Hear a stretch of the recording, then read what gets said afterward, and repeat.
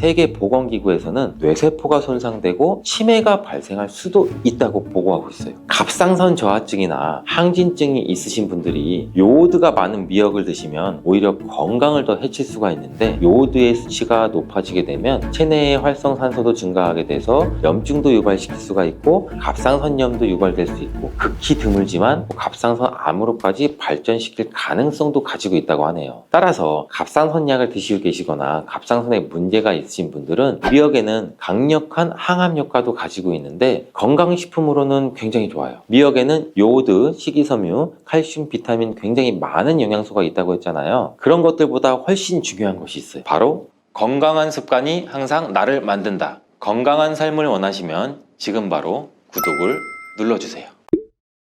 미역과 이것 함께 드시면 당뇨가 낮아지고 치매도 예방됩니다. 평소 무심코 한 이 행동 때문에 암과 치매에 걸릴 수가 있어요. 미역에는 풍부한 영양 성분이 있어서 당뇨 예방, 골다공증, 심혈관 질환, 암 예방 등등 굉장히 다양한 효능을 갖고 있는데, 그렇다면 여러분들 미역은 어떻게 먹어야 암과 치매에 안 걸리고 우리 몸을 건강하게 만드는 보약이 될 수 있을까요? 미역국 끓일 때 고소한 들기름에 미역을 달달 볶아서 끓여 먹으면 정말 맛있잖아요. 그런데 절대로 미역을 볶을 때 들기름을 넣고 조리하시면 안 됩니다. 들기름은 오메가3 지방산과 리놀렌산이 풍부해서 혈관의 콜레스테롤도 제거해주고 노폐물을 배출해서 혈관을 건강하게 해주는데 심혈관 지방 예방해주고 뇌신경도 활발하게 해서 치매 예방에도 굉장히 좋은 효능이 있어요. 그런데 이 들기름은 발연점이 낮아서 열을 가하게 되면 산패가 돼요. 쉽게 좋은 성분은 없어지고 열을 가하게 되면 1급 발암물질인 벤조피렌까지 생성이 되죠. 벤조피렌은 암을 발생시킬 뿐만 아니라 우리 내분비계에 교란을 일으켜요. 장애도 일으키고 뇌 건강에도 정말 악영향을 주는 정말 위험하고 안 좋은 물질이에요. 건강에 좋은 줄 알고 넣은 들기름 때문에 오히려 건강을 해치는 독을 먹게 되는 상황까지 되는 거죠. 들기름은 그러면 미역국에 안 넣어야 되냐? 아니에요. 미역국을 다 끓인 다음에 마지막에 한 스푼 들기름을 넣어서 드시면 이 들기름의 효능과 고소한 맛을 온전히 누릴 수가 있어요. 미역과 함께 드시면 절대 안 되는 음식 두 번째는 바로 대파예요. 생각해보면 다른 국이나 찌개를 끓일 때는 대파를 거의 대부분이 다 들어가죠. 근데 유독 미역국 끓일 때는 왜 대파가 안 들어갈까요? 그 이유는 미역이랑 대파 둘 다 이 알기인산이라는 성분이 들어있는데 이 알기인산 때문에 미끌미끌거리는 식감이 있어요. 함께 드시게 되면 이 식감이 나빠지는 이유도 있지만 식감보다도 더 중요한 이유가 있어요. 이 대파에는 인과 유황 성분이 들어있는데 미역과 대파를 함께 드시게 되면 대파의 인과 유황 성분 때문에 이 미역에 함유된 칼슘의 흡수를 방해돼요. 이 미역에는 칼슘이 굉장히 많이 들어있죠. 근데 미역에 함유된 칼슘의 함량은 100g당 거의 한 900mg 이상이 들어있어요. 우유에 함유된 칼슘의 함량은 100g당 대략 한 100g 정도인데 이렇게 보면 굉장히 미역에 함유된 칼슘의 함량이 굉장히 많죠. 성인 기준 칼슘의 권장 섭취량이 약 600ml에서 700ml 정도로 볼 수 있는데 미역국으로 한 그릇만 드셔도 충분히 섭취할 수 있는 양이죠. 우유를 소화 못 시키는 분들이 칼슘을 섭취하기 위해서는 미역이 정말 좋은 대체 식품이 되는 거죠. 이렇게 많은 칼슘은 우리 몸의 뼈를 튼튼하게 해주고 골다공증 예방에도 도움을 주는데 이 골다공증 예방은 50대 이후의 여성분들한테는 정말 중요한 효능입니다. 골다공증으로 인해 골반뼈가 골절이 될 경우에는 65세 이상은 30% 정도가 1년 내에 사망하고 80세 이상은 50% 정도가 2개월 이내에 사망을 할 수 있다는 통계가 있어요. 굉장히 무섭죠. 이 나이가 들어갈수록 미역을 충분히 섭취하는 게 굉장히 좋은 습관입니다. 이런 칼슘 보충에 정말 중요한 미역을 대파와 함께 드신다면 미역에 들어있는 미네랄인 칼슘 흡수가 제대로 되지 않는 거죠. 미역의 미끌미끌한 성분이 이 알긴산도 우리 몸에 중요한 역할을 해줘요. 바로 이 알긴산은 다른 물질을 흡착하는 성질이 있어서 혈관 내에 나쁜 콜레스테롤을 흡착해서 배출을 도와줘요. 이렇게 되면 이 동맥경화를 예방할 수도 있고 혈액순환을 원활하게 해줘 심혈관 질환 예방까지 하는데 도움을 줄 수 있겠죠. 미역이 흔히 알고 있는 것처럼 우리 피를 맑게 한다고 하잖아요. 바로 이 알긴산의 효능 때문인데 혈관이 깨끗해지기 때문이에요. 또한 알긴산은 우리 장 운동을 촉진시키고 배변 활동을 원활하게 해서 변비 예방에도 도움을 주죠. 미역의 풍부한 식이섬유와 함께 장 건강에 도움을 주는 건데 미역에 함유된 풍부한 식이섬유는 당뇨 예방에 탁월한 효능을 발휘하는데 국립보건원에서 장년층 약 7,400명을 대상으로 추적 검사를 했어요. 어떤 추적 검사를 했냐? 이 해조류를 전혀 먹지 않은 사람과 매일 미역국을 반 그릇 이상의 해조류를 섭취한 사람의 당뇨병 발생 위험도를 조사했는데 하루에 미역국 반 그릇 이상 먹는 사람이 해조류를 전혀 먹지 않은 사람에 비해 당뇨병 발생 위험도가 20%나 낮았어요. 미역의 풍부한 식이섬유는 급격히 오르는 혈당을 막아주는 효과도 있는데, 이 식이섬유가 소화의 속도를 늦춰주고 인슐린 분비도 같이 조절해준다고 해요. 식이섬유는 포만감을 높여주고 칼로리가 낮아서 식사량을 조절하는 데 도움도 주고 체내의 노폐물과 독소를 배출도 시키고 체중도 감량하는 데 도움을 줘서 다이어트 식품으로 많이 활용되고 있어요. 이 미역국은 또 아이를 출산한 산모들이 반드시 먹는 음식인데, 미역은 피를 만들어주고 피를 맑게 해주는 역할뿐만 아니라 미역의 풍부한 요오드는 출산 후 자궁을 수축시켜주는 데 도움도 주고 모유가 잘 나오도록 도와줘요. 또한 요오드는 피를 먹게 해서 상처를 빨리 아물게 해주는 역할도 해줘요. 칼슘과 철분이 풍부해서 출산 후에 흥분된 신경도 안정시켜주고 혈액의 생성을 도와줘서 산모의 빈혈 예방에도 도움을 주게 돼요. 또한 미역에는 칼륨도 풍부한데, 이 칼륨은 우리 몸에 나트륨을 배출시켜주는 역할도 해서 산모의 부종도 완화시켜주는 데 도움을 주고, 요오드는 산모에게 좋을 뿐 아니라 또 신진대사를 촉진시켜줘서 몸에 에너지를 보충해주는 역할도 합니다. 이 요오드가 부족할 때 나타나는 증상들이 있는데, 몸에 기력이 없다고 하죠. 힘이 없고 피곤하고 무력감도 있고, 이렇게 또 신진대사가 원활하지 않기 때문에 피로가 누적되고 몸의 영양소도 소모하지 않게 돼서 체중도 증가되는데, 이때는 또 피부가 건조해지고 거칠어지고 탈모도 일어날 수가 있죠. 나이가 들면서 인지력이 떨어지는 것도 요오드 부족 중에 한 현상일 수도 있어요. 요오드가 부족하면 우리 몸의 호르몬인 중추적인 역할을 하는 이 갑상선에 문제가 생기는데, 바로 갑상선 저하증이 생길 수도 있고, 이러한 문제들은 미역을 섭취함으로써 조금은 예방할 수 있는 것인데, 요오드의 하루 권장 섭취량은 대략 2.4mg 정도예요. 미역국 한 그릇에는 요오드가 약 1.1mg 정도 함유가 되어 있으니 미역국은 하루에 한두 그릇 정도만 드시는 게 오히려 좋겠죠. 요오드도 과하게 섭취해도 문제가 생기는데, 요오드 섭취량이 많아지게 되면 갑상선염이나 다른 갑상선 질환도 같이 유발할 수가 있죠.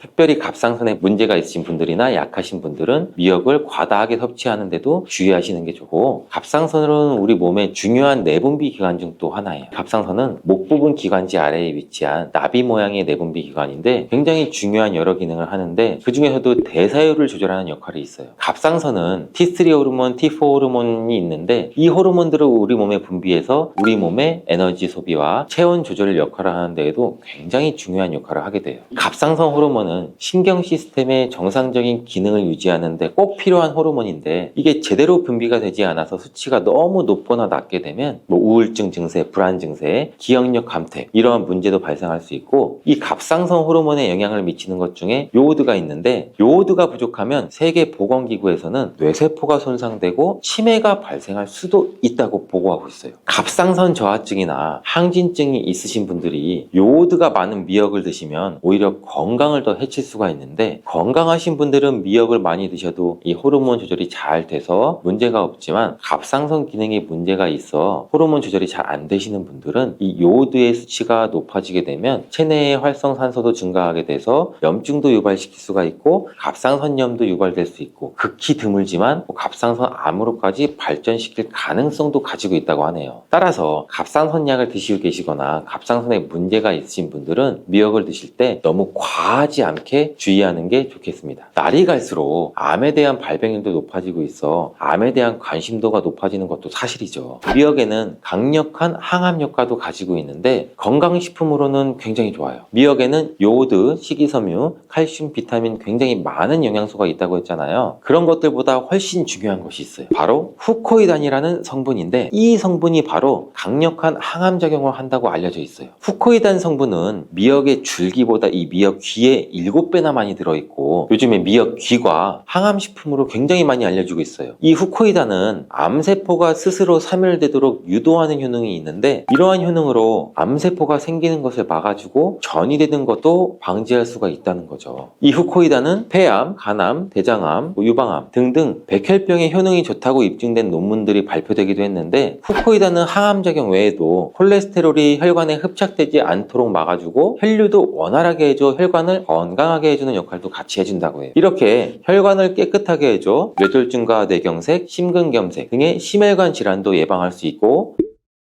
미역기와 함께 토마토를 드시면 토마토에 들어있는 라이코펜이라는 성분과 함께 항암 효과도 극대화시킬 수가 있는데, 토마토가 이 채소의 왕으로 불리면 우리 몸에 정말 좋다는 사실 다들 알고 계시잖아요. 이 토마토에 들어있는 라이코펜이라는 항산화 성분이 이 몸 안에 있는 활성산소를 제거해서 혈관을 건강하게 하고 염증을 제거할 뿐만 아니라 노화도 예방해 줄 수 있죠. 이 토마토의 라이코펜이라는 성분과 이 미역의 후코이단이라는 성분이 만나 강력한 항암 작용도 할 수 있게 된다는 거죠. 미역과 함께 드시면 효과가 극대화되는 식품으로는 두부가 있어요. 콩으로 만든 두부는 식물성 단백질이 풍부해서 건강식품으로 우리 식탁에 정말 많이 올라오죠. 두부에는 단백질뿐만 아니라 사포닌 성분도 풍부하게 함유되어 있는데, 사포닌은 우리가 흔히 인삼, 홍삼 이런 데서 많이 들어있다고 알려져 있죠. 맞아요. 인삼, 홍삼, 더덕 등에도 풍부하게 함유되어 있는데 두부에도 많이 함유가 되어 있어요. 이 사포닌은 면역력을 강화해주고 활성산소도 제거해주고 또 노화도 방지하고 항암 작용도 하고 굉장히 기적과 같은 성분이죠. 그래서 사포닌 성분이 연구도 요새 굉장히 활발히 되고 있다고 해요. 근데 이 사포닌의 단점이 뭔지 아세요? 우리 몸에 있는 요오드를 배출시키고 요오드 결핍이 있는 분들은 또 주의해서 드셔야 되는 성분이에요. 미역과 함께 드신다면 미역이 함유하고 있는 요오드랑 사포닌의 만남으로 미역의 섭취를 과다할 수 있는 요오드 양을 두부의 사포닌이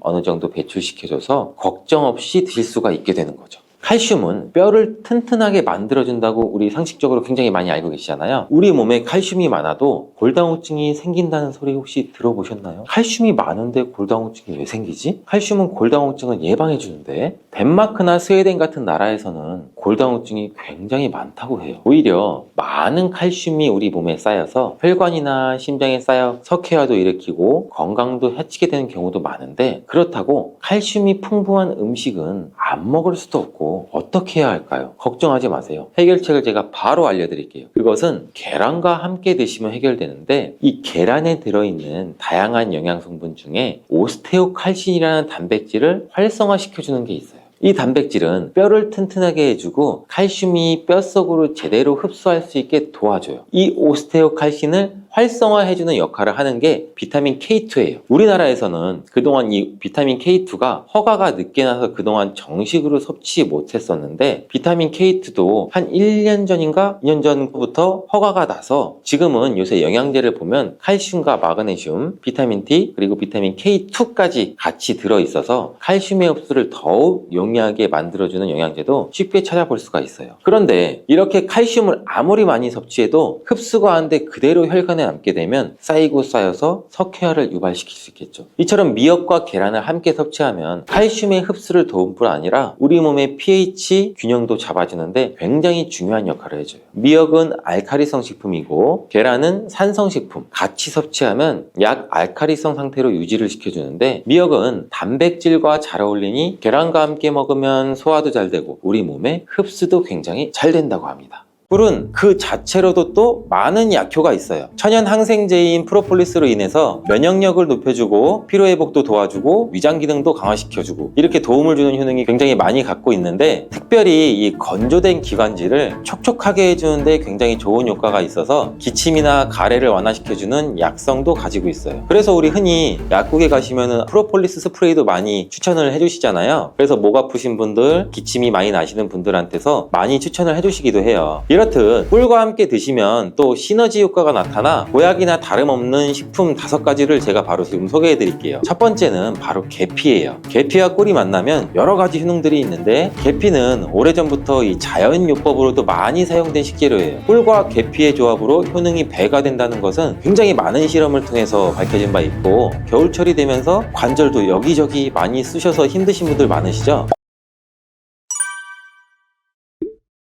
꿀과 이것을 함께 드시면 관절염과 기침 감기가 싹 사라집니다. 예로부터 꿀물로 기침을 다스리기도 했는데 알고 계시죠? 고대 그리스에서는 꿀을 신들의 음식이라고 부르기도 했고, 꿀은 인류 역사상 가장 오래된 천연 감미료이자 약재로 굉장히 많이 사용했어요. 이집트에서는 미라를 만들 때에도 꿀을 사용하기도 했고요. 꿀은 약으로 쓰일 만큼 우리 몸에 정말 좋은 효능들이 굉장히 많이 있는데, 잘못 먹으면 약효가 하나도 없을 뿐만 아니라 오히려 몸을 해치는 독이 될 수도 있다는 사실도 혹시 알고 계신가요? 꿀의 종류와 절대 먹으면 안 되는 꿀과 좋은 꿀을 고르는 방법, 그리고 꿀과 함께 먹으면 좋은 최고의 음식 5가지, 제가 지금 꿀에 대해서 모든 것을 한번 알려드릴게요. 이 꿀에는 굉장히 여러 종류가 있는데, 꿀벌들이 꽃을 통해서 꿀을 만드는 것은 뭐 누구나 잘 알고 계신 거죠. 꿀벌이 꽃의 밀선에서 분비되는 자당을 먹었다가 다시 토해내는 과정을 거치는데, 꿀벌의 효소에 의해서 과당과 포도당으로 또 분해가 돼요. 그래서 점성이 있는 액체가 되죠. 이것이 우리가 아는 꿀이 되는 거예요. 또 꽃의 종류에 따라서 꿀의 이름도 달라지게 돼요. 우리가 잘 알고 흔히 볼 수 있는 아카시아 꿀, 굉장히 유명하죠. 그 외에도 밤꿀, 쌀이꿀, 유채꿀 뭐 등등 꽃의 종류에 따라서 꿀의 맛과 향이 조금씩 다른 특징이 있죠. 여러 가지 꽃을 통해 만들어진 꿀은 잡화꿀이라고 그래요. 이런 꽃을 통해서 만들어진 이 천연꿀 말고 벌에게 억지로 설탕을 먹여서 만든 꿀이 있는데, 이거는 또 사양꿀이라고 하죠. 이 사양꿀은 일반적으로 천연꿀에 비해서 가격은 상대적으로 저렴하고 대량으로 생산이 가능하다는 장점이 있죠. 하지만 이 사양꿀은 천연꿀에 비해서 영양가가 낮고 인공적인 향과 맛이 첨가될 수가 있어요. 따라서 우리는 꿀을 선택할 때 사양꿀인지 천연꿀인지 확인을 기본적으로 하시고 구매를 하셔야 되는데, 꿀에 사양꿀인지 천연꿀인지는 표기가 되어 있지 않은 경우도 많아요. 이때는 탄소 동위원소 비율을 확인하시면 구분할 수 있어요. 천연꿀의 탄소 동위원소 비율은 22%에서 33% 정도 되고, 이 탄소 동위원소 비율이 낮을수록 좋은 꿀이라고 해요. 사양꿀이나 꿀 음료는 거의 설탕물이나 다름없으니 반드시 천연꿀을 구매해서 드시기를 바라요. 꿀을 보관하는 방법을 알려드리자면, 꿀은 절대로 썩지 않는다는 말도 있어요. 그 이유는 꿀에는 향균 작용이 있는 이 프로폴리스 성분이 포함되어 있기 때문인데, 주의하실 것은 직사광선이 없는 서늘한 곳에 보관하시고, 꿀을 덜으실 때는 이 오염되지 않은 스푼 같은 것을 사용하시면 좋습니다. 가끔 꿀을 냉장고에 보관하시는 분들이 있는데, 꿀을 냉장고에 보관하면 하얀 침전물이 생길 수가 있어요. 그리고 또 오래되면 층이 분리되는 현상이 나타날 수 있으니 주의하시는 게 좋고요. 꿀은 그 자체로도 또 많은 약효가 있어요. 천연 항생제인 프로폴리스로 인해서 면역력을 높여주고 피로회복도 도와주고 위장 기능도 강화시켜주고 이렇게 도움을 주는 효능이 굉장히 많이 갖고 있는데, 특별히 이 건조된 기관지를 촉촉하게 해주는데 굉장히 좋은 효과가 있어서 기침이나 가래를 완화시켜주는 약성도 가지고 있어요. 그래서 우리 흔히 약국에 가시면 프로폴리스 스프레이도 많이 추천을 해주시잖아요. 그래서 목 아프신 분들, 기침이 많이 나시는 분들한테서 많이 추천을 해주시기도 해요. 이렇듯 꿀과 함께 드시면 또 시너지 효과가 나타나 보약이나 다름없는 식품 5가지를 제가 바로 지금 소개해 드릴게요.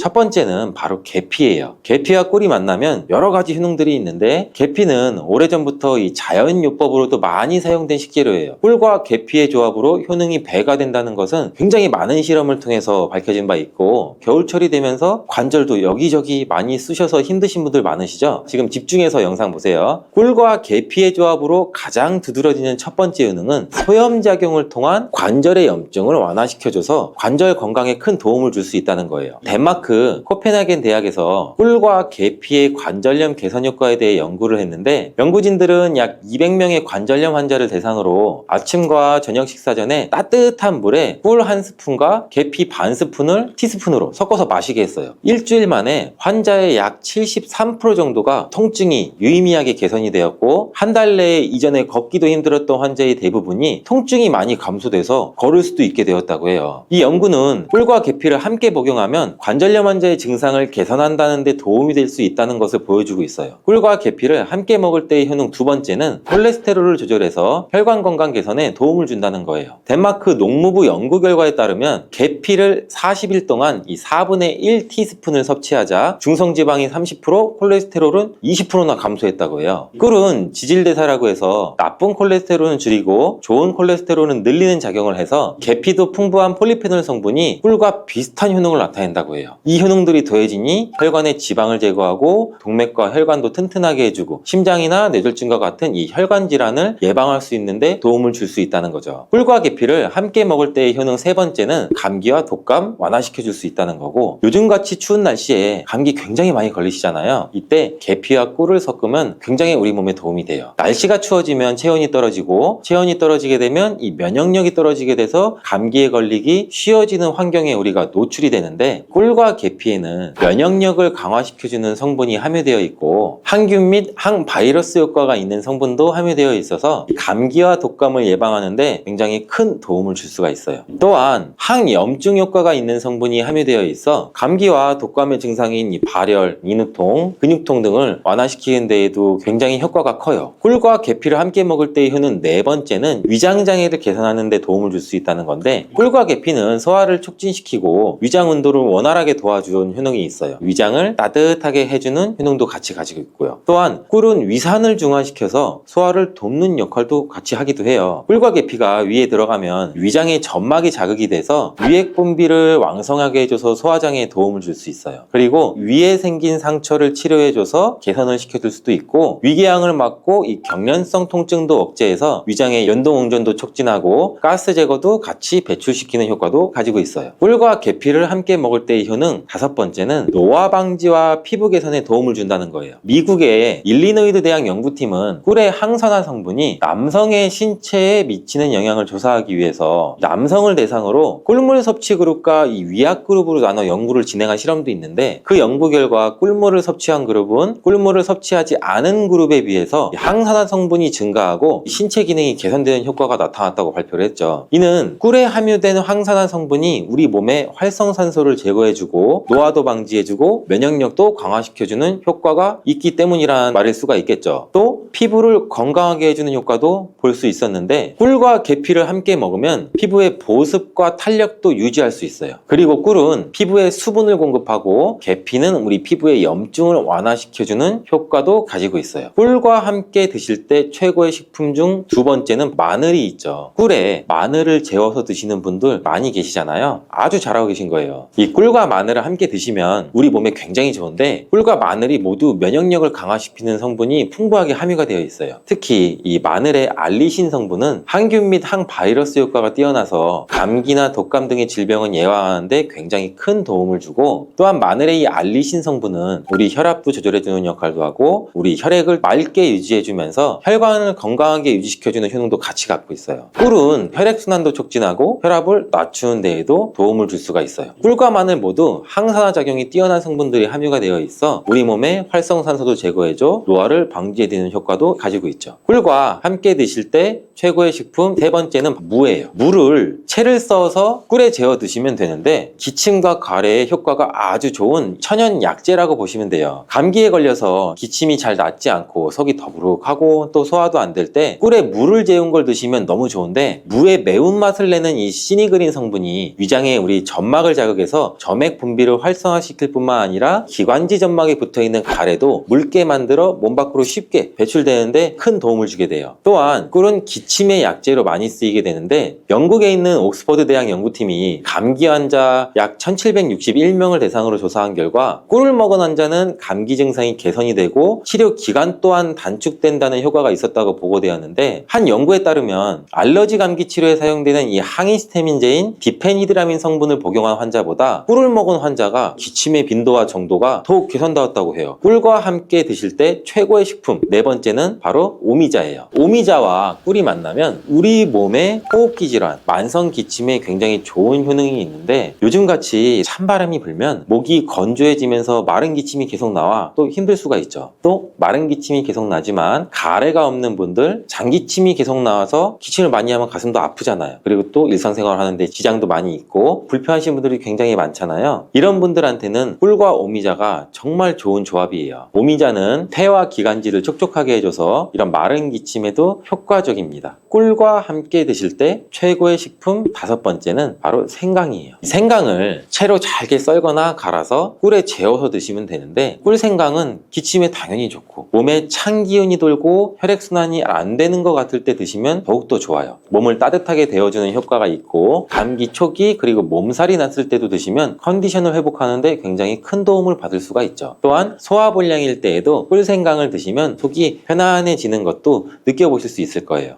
오트밀에도 종류가 여러 가지 있어요. 모든 오트밀 제품이 다 건강에 좋은 것은 아닌데 우리가 흔히 먹는 오트밀은 크게 스틸컷 오트밀, 롤드 오트밀, 그리고 인스턴트 오트밀로 나눌 수가 있어요. 이 중 인스턴트 오트밀이나 가루 혹은 가공된 오트밀일 경우에는 섬유질 함량이 낮고 혈당을 빠르게 올릴 수 있어요. 특히 정제 오트밀은 가공 과정에서 식이섬유가 줄어들고 혈당 지수가 높아져서 당뇨가 있는 분들한테는 건강에 오히려 안 좋은 영향을 줄 수 있는데, 특히 설탕이나 첨가물이 포함된 제품은 더욱 주의해야 돼요. 이제 오트밀을 고를 때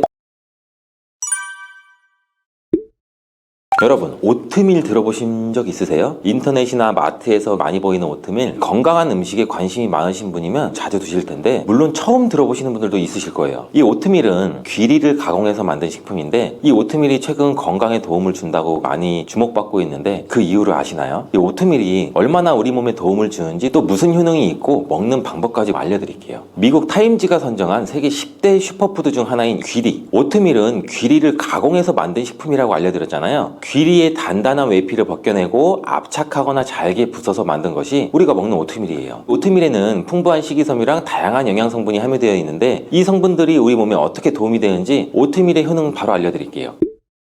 건강한 한 끼의 오트밀의 효능 첫 번째는 혈당 조절이에요. 나이가 들수록 혈당 조절이 중요한 거 알고 계시죠? 혈당이 갑자기 오르면 당뇨병의 위험이 커질 뿐 아니라 몸이 쉽게 피로해지고 몸의 컨디션 또한 나빠질 수가 있기 때문인데, 혈당 스파이크 현상이 자주 발생하면 인슐린 분비도 정상적으로 되지 않아요. 이 상태가 지속되면 온갖 합병증도 일으킬 수 있고, 이런 분들한테는 오트밀이 혈당 조절에 도움을 줄 수 있다니 좋은 소식 아닐까요? 이 오트밀에는 수용성 식이섬유가 풍부한데 특히 베타글루칸이라는 성분이 혈당을 서서히 올려주는 역할을 해요. 밥이나 빵 같은 우리의 쉽게 접하는 정제된 탄수화물은 혈당을 빠르게 올리는 반면 오트밀은 천천히 소화가 되면서 혈당을 안정적으로 유지시켜주는 거죠. 오트밀을 꾸준히 섭취하면 인슐린 저항성 또한 개선이 될 수 있는데, 인슐린 저항성이란 우리 몸이 혈당을 효과적으로 조절하지 못한 상태를 말하는데, 이 상태가 지속이 되면 당뇨는 물론 다른 이상 증상까지 나타날 수가 있겠죠. 영양학 저널에 발표된 내용에 따르면 오트밀이 이 혈당 수치를 조절하는데 효과적이라는 결과가 나왔대요. 연구에 따르면 오트밀의 베타글루칸이 인슐린 민감도를 높여서 혈당이 급격하게 상승되는 것을 막아준다고 해요. 특히 당뇨병 환자들에게 오트밀이 긍정적인 영향을 미친다고 하니 혈당 관리하시는 분들은 오트밀을 꼭 기억해 주시는 게 좋겠죠. 두 번째 효능은 바로 체중 조절이에요. 나이가 들면서 더 많이 먹거나 운동을 덜 하는 것도 아닌데 이상하게 체중이 계속 늘어나시는 분들 많으시죠. 나이살이라고도 하죠. 저는 요새 옆구리에 살이 계속 붙어서 참 곤란한데, 체중 조절은 나이가 들수록 더욱 중요한 숙제예요. 과체중은 고혈압, 심혈관 질환, 당뇨 등의 원인이 될 수 있어서 병원에 가시면 의사 선생님이 항상 체중 관리 하셔야 돼요 말씀도 하시죠. 체중에 대해 걱정이신 분들은 오트밀을 주목해 주세요. 오트밀이 체중 조절에도 도움을 줄 수가 있어요. 오트밀을 드시면 배가 든든한 느낌이 오래 가는데, 이는 오트밀 속 식이섬유가 소화를 천천히 진행되도록 도와주는 때문이에요. 오트밀을 드시면 불필요한 간식을 줄이고 하루 칼로리 섭취를 자연스럽게 감소시킬 수 있게 되는 건데, 2016년 비만 연구 저널에 실린 내용에 따르면 오트밀을 먹은 사람이 일반 시리얼을 먹은 그룹보다 더 오랫동안 포만감을 느꼈다고 해요. 또 연구에 따르면 오트밀을 정기적으로 섭취하면 신진대사가 활발해지고 우리 몸의 지방 연소가 촉진된다고 하네요. 특히 운동과 병행하면 체중 감량 효과가 더욱 좋아진다니 다이어트 식품으로 최고 아닐까요? 거기에 오트밀은 포만감이 높아 과식을 방지하는 데 도움을 주는 것뿐 아니라 또한 낮은 칼로리와 높은 단백질, 비타민, 미네랄 등의 영양소 함량으로 유명 헐리우드 스타들과 운동선수들도 오트밀을 다이어트 식단에 자주 포함한다고 하니 그 이유를 이제 알겠죠. 슈퍼푸드 오트밀의 놀라운 효능 세 번째는 피부 개선 효과예요. 한 살 한 살 나이가 들면서 피부가 점점 건조해지고 탄력을 잃는 게 눈에 보여요. 특히 건조한 계절에는 피부가 푸석해지죠. 어두워지죠. 심하면 가려움증까지 생기시는 분들이 있을 거예요. 이럴 때 오트밀이 피부 건강에도 도움이 돼요. 오트밀에는 이 베타글루칸 성분이 풍부하게 함유되어 있는데, 이 성분은 피부에 수분을 공급해주고 보호막을 형성해주는 역할을 해요. 그래서 오트밀을 꾸준하게 섭취하면 피부 속 수분이 유지되는 데도 도움이 되고, 또 오트밀에는 폴리페놀과 같은 항산화 성분이 풍부해서 피부 세포의 산화를 막아주는 역할도 하죠. 오트밀에는 항산화 성분과 항염 성분이 풍부해서 피부 진정 효과가 뛰어난데, 특히 알레르기성 피부염이나 가려움증, 민감성 피부를 가진 분들한테는 아주 좋은 식품이에요. 실제로 오트밀은 미국 FDA에서 피부질환 치료에 사용할 수 있도록 승인된 성분이기도 하죠. 그래서 오트밀을 이용한 스킨케어나 팩도 많이 나와 있어요. 그래서 오트밀을 섭취하는 것도 피부 건강을 유지하는 데 좋은 방법이지만, 오트밀을 곱게 갈아서 물이나 우유에 섞어서 팩으로 사용하는 것도 피부의 건조함을 개선하는 데도 좋죠. 노화는 누구나 겪게 되는 자연스러운 현상이지만 조금이라도 늦추면서 어려 보이는 건강한 피부를 만들 수 있다면 참 좋겠죠. 건강한 탄수화물 오트밀의 네 번째 효능은 변비 개선이에요. 나이가 들면서 소화도 잘 안 되고 장 운동 또한 예전 같지 않다고 느끼시는 분들도 많죠. 장이 원활하게 움직이지 않으면 변비로 고생하기 쉬운데 이럴 때 오트밀을 드시면 장 건강을 챙기는데도 도움이 돼요. 오트밀에는 수용성 식이섬유와 불용성 식이섬유가 골고루 들어있는데 수용성 식이섬유는 장에서 젤 형태로 변화해서 변을 부드럽게 만들어주고 불용성 식이섬유는 장 운동을 촉진시켜서 변비를 예방하는 역할도 해줘요. 또한 오트밀 속에 들어있는 베타글루칸과 식이섬유가 장내 유익균을 증식시키는 데도 도움이 된다는 연구 결과도 있는데 오트밀에 들어있는 식이섬유는 장내 유익균의 먹이가 되고 장내 유익균이 많아지면 장 건강이 자연스럽게 좋아지면서 변비뿐 아니라 장염이나 과민성 대장증후군 예방에도 도움이 되죠. 거기에 오트밀에는 마그네슘 풍부하게 들어있는데 장의 근육도 이완시켜주고 변도 부드럽게 만들어주는 역할을 해줘서 자연스럽게 배변 활동에 도움을 줘요. 변비 때문에 고민이신 분들은 하루 한 끼 정도 오트밀을 꾸준히 섭취하면 장 환경이 점점 좋아지는 것을 느낄 수 있을 거예요. 식이섬유가 풍부하고 영양소가 가득한 오트밀. 오트밀은 물이나 우유에 끓여서 죽처럼 먹기도 하고 다양한 요리에 활용할 수도 있는데 오트밀이 아직은 좀 생소하신 분들도 계시죠. 그런 분들을 위해서 오트밀과 잘 어울리는 음식과 조리 방법 소개해 드릴게요.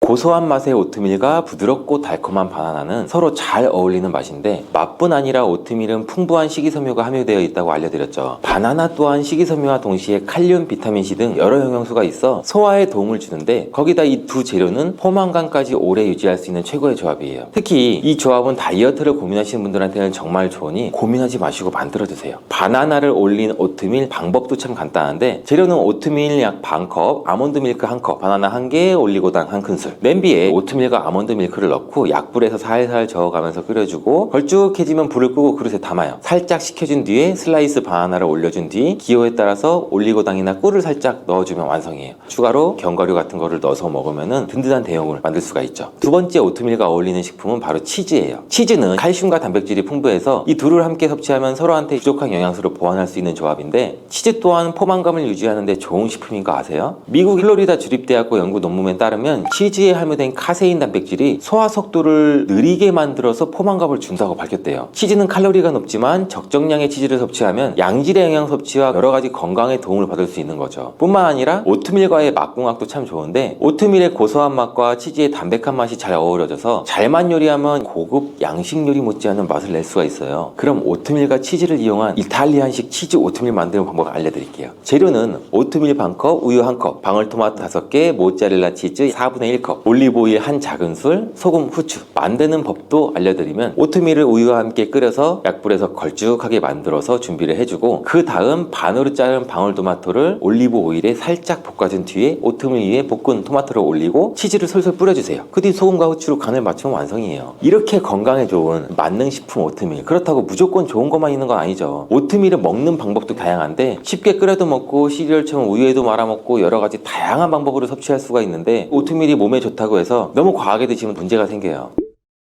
오트밀을 드실 때 주의해야 될 점. 첫 번째는 알맞은 오트밀을 섭취하는 거예요. 오트밀에도 종류가 여러 가지 있어요. 모든 오트밀 제품이 다 건강에 좋은 것은 아닌데 우리가 흔히 먹는 오트밀은 크게 스틸컷 오트밀, 롤드 오트밀, 그리고 인스턴트 오트밀로 나눌 수가 있어요. 이 중 인스턴트 오트밀이나 가루 혹은 가공된 오트밀일 경우에는 섬유질 함량이 낮고 혈당을 빠르게 올릴 수 있어요. 특히 정제 오트밀은 가공 과정에서 식이섬유가 줄어들고 혈당 지수가 높아져서 당뇨가 있는 분들한테는 건강에 오히려 안 좋은 영향을 줄 수 있는데 특히 설탕이나 첨가물이 포함된 제품은 더욱 주의해야 돼요. 이제 오트밀을 고를 때 가공되지 않은 스틸컷 오트밀이나 롤드 오트밀을 선택하는 것이 훨씬 좋겠죠. 오트밀 섭취 시 주의할 점 두 번째는 소화불량이에요. 아까 분명히 오트밀이 소화에 도움을 준다고 말씀드렸는데 이제는 또 소화불량을 일으킨다고? 이건 오트밀을 과하게 드셨을 때 얘기고 아무리 좋은 음식도 너무 많이 드시면 문제가 될 수 있잖아요. 오트밀 역시 너무 과하게 드시면 위장장애가 올 수 있고 오트밀은 식이섬유가 풍부해서 장 건강에 도움이 되지만 많은 양의 오트밀을 드시게 되면 가스가 차거나 복부 팽만감을 느낄 수도 있어요. 특히 평소에 식이섬유 섭취가 적었던 분들은 유의해야 돼요. 얼마만큼의 적당량이 오트밀인지 궁금하신 분들도 많으실 거예요. 보통 한 끼에 약 30에서 50g 정도인데 약 반컵 정도 되는 분량이에요. 오트밀 드실 때는 오트밀만 단독으로 드시는 것보다는 다른 식품과 함께 섭취하면 단백질이나 건강한 지방과 비타민 등 다양한 영양 균형을 맞출 수 있으니 아까 추천드렸던 식품이나 견과류, 과일 등을 추가해서 드시는 게 잘 드시는 방법 중에 하나겠죠.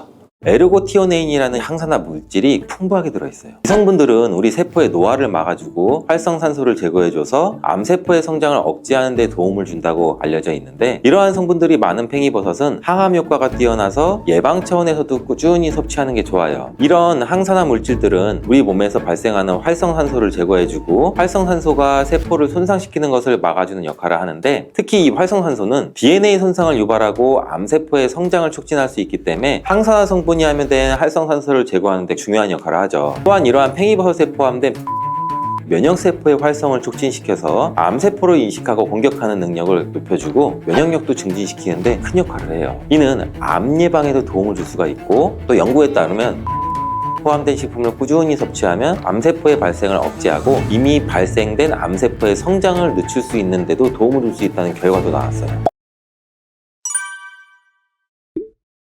마트에서 쉽게 찾아볼 수 있는 팽이버섯, 가격도 부담 없는 우리 식탁에 자주 올라오는 아주 친숙한 버섯인데요. 저는 된장국이나 청국장을 끓일 때 꼭 이 팽이버섯과 두부를 넣어 먹는데, 각종 탕이나 찌개에 꼭 들어가 한국인들의 식탁에 단골 손님인 팽이버섯이 알고 보니 우리 몸에 꼭 필요한 성분들이 가득 있다는 것 알고 계세요? 특히 중년과 노년을 위한 아주 유익한 식재료라고 하는데, 건강에 많이 도움이 되는 팽이버섯의 효능과 또 잘못 섭취했을 때 해가 되는데, 이에 대해 바로 알려드릴게요.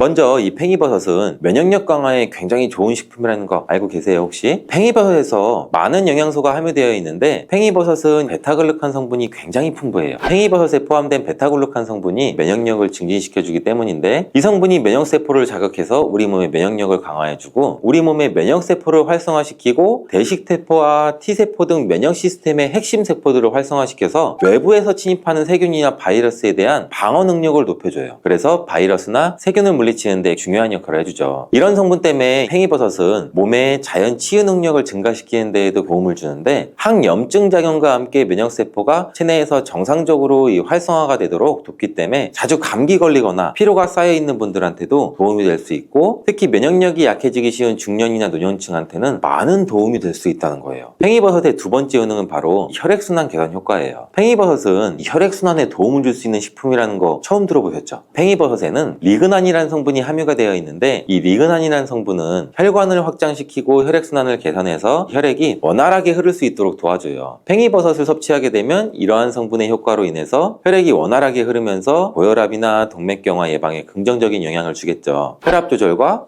고혈압도 예방할 수가 있고 심혈관 질환의 예방에도 도움이 될 수가 있죠. 또한 이러한 팽이버섯은 콜레스테롤 수치를 낮추는 데에도 도움을 주는데, 팽이버섯에 풍부하게 포함된 이 식이섬유가 장에서 콜레스테롤을 흡수해서 배출시키는 역할을 해줘요. 이때 혈액 속의 나쁜 콜레스테롤을 감소시킬 수가 있고, 이로 인해서 팽이버섯을 섭취하면 동맥경화나 심장질환의 위험률도 낮아지는데 효과적인 도움을 줄 수가 있는 것이죠. 팽이버섯의 놀라운 효능 세 번째는 항암 효과예요. 팽이버섯이 다른 버섯에 비해 향이 적어서 뭔가 영양소도 적을 것 같다고 생각하시는 분들 있으신가요? 팽이버섯에는 항산화 성분인 비타민 C와 폴리페놀, 그리고 에르고티오네인이라는 항산화 물질이 풍부하게 들어있어요. 이 성분들은 우리 세포의 노화를 막아주고 활성산소를 제거해줘서 암세포의 성장을 억제하는 데 도움을 준다고 알려져 있는데, 이러한 성분들이 많은 팽이버섯은 항암 효과가 뛰어나서 예방 차원에서도 꾸준히 섭취하는 게 좋아요. 이런 항산화 물질들은 우리 몸에서 발생하는 활성산소를 제거해주고 활성산소가 세포를 손상시키는 것을 막아주는 역할을 하는데, 특히 이 활성산소는 DNA 손상을 유발하고 암세포의 성장을 촉진할 수 있기 때문에 항산화 성분이 함유된 활성산소를 제거하는 데 중요한 역할을 하죠. 또한 이러한 팽이버섯에 포함된 베타글루칸은 면역세포의 활성을 촉진시켜서 암세포를 인식하고 공격하는 능력을 높여주고 면역력도 증진시키는데 큰 역할을 해요. 이는 암 예방에도 도움을 줄 수가 있고, 또 연구에 따르면 베타글루칸이 포함된 식품을 꾸준히 섭취하면 암세포의 발생을 억제하고 이미 발생된 암세포의 성장을 늦출 수 있는데도 도움을 줄 수 있다는 결과도 나왔어요. 팽이버섯의 놀라운 효능 네 번째는 바로 피부 건강에 좋다는 거예요. 팽이버섯이 피부에 좋다는 이야기 들어보신 분 있으세요? 생소하신 분들 많으실 거예요. 팽이버섯은 피부 건강에도 굉장히 유익한데, 팽이버섯에는 비타민 D와 항산화 물질이 풍부하게 들어있는데, 이 성분들은 또 피부 건강에 매우 중요한 역할을 해요. 비타민 D 같은 경우도 피부의 세포가 재생되고 성장될 수 있도록 돕는 역할도 하고, 피부 세포를 보호하고 재생도 촉진을 시키죠. 그리고 항산화 물질은 피부의 노화 방지와 피부 염증을 예방하는 효과도 있는데, 특히 팽이버섯에 포함된 에르고티오네인은 피부 노화의 원인이 있는 활성산소를 제거해줘서 피부를 보호해주는 역할도 해요. 노화가 시작되는 중년 이후에는 피부 탄력이 떨어지고 주름이 생기기 쉬운데 팽이버섯을 섭취하면 이러한 피부 노화도 예방할 수 있으니 피부 노화가 걱정되시는 분들은 팽이버섯을 꼭 섭취해 주셔야겠죠. 팽이버섯의 놀라운 효능 5번째는 바로 이 체중 감량 효과예요. 다이어트 식단에 단골 손님으로 등장하는 팽이버섯은 칼로리가 매우 낮고 식이섬유가 풍부한데 100g 기준으로 약 35칼로리 정도밖에 되지 않기 때문에 체중 감량 등에 부담 없이 섭취할 수 있는 고마운 식품이에요. 낮은 칼로리와 높은 식이섬유로 팽이버섯은 다이어트 식단에 적합한 음식인데 뿐만 아니라 팽이버섯에 함유된 베타글루칸 성분은 지방 분해를 촉진하는 데 또 도움을 줄 수가 있어요. 베타글루칸은 혈당 수치를 안정화시켜서 과도한 인슐린 분비를 억제하고 혈당이 급격하게 오르는 것을 방지해주고 지방 축적을 막아주는 데 효과적으로 다이어트에 도움을 줄 수가 있어요. 팽이버섯에는 식이섬유가 굉장히 풍부한 것으로 유명한데 식이섬유가 많이 들어있다는 식품이 양배추의 약 2.4배, 고구마의 약 1.7배의 식이섬유를 이 팽이버섯이 함유하고 있다는 거예요. 식이섬유는 장 건강을 촉진하고 포만감을 오래 유지시켜주는 효과가 있다는 건 다들 잘 아실 거예요. 팽이버섯에 함유된 풍부한 식이섬유의 이러한 작용으로 인해서 과식을 방지하고 칼로리 섭취를 자연스럽게 줄여주고 장 운동을 촉진시켜서 장 건강을 개선하는 데 중요한 역할을 해주죠. 장이 건강하면 음식이 효과적으로 소화되고 흡수가 되고 배변 활동이 원활하게 이루어지고 이때 우리 몸에 불필요한 물질들이 배출되고 체중 관리에도 도움을 줄 수가 있는 거예요. 다시 말해 팽이버섯은 칼로리가 낮고 포만감을 주고 지방 분해와 혈당 조절까지 돕기 때문에 다이어트를 고려하시는 분들한테는 일석삼조의 효과가 있는 매우 유용한 식품이라 할 수가 있죠. 이렇게 체중 감량에 도움을 주는 팽이버섯 안 먹을 이유가 없겠죠. 몸에 좋은 팽이버섯은 여러 가지 식품과 함께 섭취하면 더욱 건강에 도움되는데 같이 섭취하면 몸에 2배 이상 도움이 되는 식품을 알려드릴게요. 팽이버섯과 환상의 궁합 첫 번째는 시금치예요. 시금치는 철분과 비타민C가 풍부한 채소인 거 다들 알고 계시죠? 그뿐 아니라 여러 가지 항산화 물질도 함유되고 있는데 팽이버섯과 함께 이 시금치를 먹으면 시금치의 철분 흡수율을 높여주고 팽이버섯이 함유하고 있는 에르고티오네인, 비타민C, 폴리페놀 등의 항산화 물질이 시금치에 함유된 비타민 E나 C, 플라보노이드 등의 항산화 물질과 결합을 해요. 우리 몸에 염증을 줄이고 염증에 의해 발생될 수 있는 여러 가지 질병을 예방하는 데 도움을 주죠. 이러한 조합으로 드시게 되면 관절염이나 염증성 질환 예방에도 효과적이고 강력한 항산화 작용과 항염증 효과를 제공하는 아주 좋은 궁합의 음식이라고 할 수 있어요. 두 번째, 팽이버섯과 궁합이 좋은 음식은 바로 닭가슴살이에요. 닭가슴살은 단백질이 굉장히 풍부하잖아요. 또 칼로리도 낮고 그래서 체중 관리에 도움을 되는 걸로 유명하죠. 팽이버섯 또한 체중 감량에 좋은 식품인데 팽이버섯과 닭가슴살을 함께 먹으면 아주 좋은 궁합이라는 거. 팽이버섯은 칼로리가 낮고 식이섬유가 풍부해서 포만감을 주는데 닭가슴살에 포함된 이 풍부한 단백질은 근육 성장이나 조직을 복구하고 우리 몸의 다양한 생체 기능에 필수적인 영양소죠. 이 두 가지 영양소를 함께 섭취하면 팽이버섯의 면역력 강화 효능과 닭가슴살의 단백질이 결합을 해서 우리 체력을 증진시키고 근육량 증가에도 큰 도움이 될 수가 있죠. 또한 이 팽이버섯의 항산화 성분이 닭가슴살의 지방 연소를 돕는 역할도 해서 다이어트에도 좋고 더욱더 풍부해진 식감과 더불어 포만감과 영양소를 동시에 얻을 수 있고 균형 잡힌 식단을 유지할 수가 있겠죠. 이제부터는 닭가슴살을 드실 때 팽이버섯도 함께 섭취할 수 있는 메뉴도 고려해 보시면 좋겠죠. 몸에 좋은 팽이버섯, 하지만 아무리 좋은 식품이라도 과도하게 섭취하면 부작용이 있을 수가 있고 또 팽이버섯을 잘못된 방법으로 섭취하면 절대 안 되는데 지금 알려드리는 팽이버섯 섭취 시 유의할 점 꼭 기억해 주세요. 팽이버섯 섭취 시 꼭 기억해야 할 첫 번째는 바로 이 팽이버섯은 절대 생으로 섭취하지 않는 거예요. 2020년 미국 CDC 질병통제예방센터가 한국산 팽이버섯을 먹고 무려 4명이나 목숨을 잃었다고 밝혔는데 팽이버섯을 먹고 사망했다니 충격적이죠. 이 CDC에 따르면 미국에서 판매된 한국산 팽이버섯을 먹고 17개 주에서 36명이 식중독을 일으켰고 그중 4명이 숨졌으며 그중 임신부 6명이 감염 증세를 일으켜서 2명이 유산됐다고 해요. 이에 대해 국내 식약처는 한국에서는 팽이버섯을 깨끗하게 세척하고 가열에 조리해 섭취하는 것이 일반적이지만 미국은 이 샐러드 생으로 먹는 문화 때문에 리스테리아 식중독이 발생된 것으로 추정한다고 해요. 리스테리아 식중독균은 일반적으로 설사나 구토나 복통, 발열증의 증상을 유발할 수가 있는데 특히 임신한 여성, 노인, 어린이, 면역력이 약한 사람들은 이 균에 감염될 경우 심각한 증상과 합병증이 발생될 수가 있어요. 이렇게 위험한 리스테리아균은 70도 이상에서 3에서 10분 정도 가열하면 사멸되는데 그래서 팽이버섯을 섭취할 때는 꼭 충분히 익혀서 먹어야 한다는 사실, 식품의 유통기한을 확인하고 신선하고 안전한 식품을 선택하는 것도 잊지 말아주세요. 팽이버섯 섭취 시 유의할 점 두 번째는 알레르기 반응이에요. 팽이버섯은 일반적으로 안전한 식품으로 알려져 있지만 매우 드물게 그 알러지 반응을 일으킬 수가 있어요. 팽이버섯의 버섯 단백질 성분은 사람에 따라 알러지 반응을 일으킬 수 있는 알러지 유발 물질이 포함되어 있는데, 일반적으로 버섯 알레르기는 피부 발진, 가려움증, 두드러기, 호흡곤란 등의 증상으로 나타날 수 있는데, 심한 경우에는 이 아나필락시스, 즉 이 알레르기 쇼크와 같은 심각한 반응을 일으킬 수가 있죠. 혹시 다른 버섯에 알레르기 반응이 있는 분이라면 팽이버섯을 섭취하기 전에 꼭 알러지 반응이 나타나는지 확인한 뒤에 섭취하는 것을 권장드려요. 팽이버섯 섭취 시 유의할 사항 세 번째는 과도한 섭취로 인한 소화불량 증상이에요. 혹시 팽이버섯이 많이 들어간 국이나 찌개를 많이 드신 뒤에 하루에 화장실을 몇 번씩 가보신 경험이 있으신가요? 팽이버섯은 식이섬유가 풍부해서 소화를 촉진하는 데 도움을 주는데, 이 식이섬유는 장에서 물을 흡수하고 팽창하는 특성이 있어요. 과도하게 섭취하면 장에 과도한 부담을 줘서 소화 기능이 약한 사람이 과도하게 섭취할 경우에는 식이섬유가 제대로 소화되지 않거나 섬유질이 장을 지나가면서 발효돼서 가스를 발생시키기 때문에 복부팽만이나 가스가 자는 증상을 겪을 수가 있어요. 또한 장에서의 이 수분 흡수에 영향을 줘서 설사나 복통을 유발할 수도 있고, 장이 민감한 사람들한테는 소화불량이나 위장장애, 배탈이나 속쓰림, 이런 분들은 팽이버섯을 한꺼번에 많이 섭취하지 않도록 주의해야 한다는 거 기억해 두시고, 팽이버섯을 적정량으로 섭취하는 게 중요하고, 섭취 후 불편함을 느낀다면 즉시 섭취를 멈추고 소화 기능을 돕는 다른 음식을 섭취하는 것이 좋아요.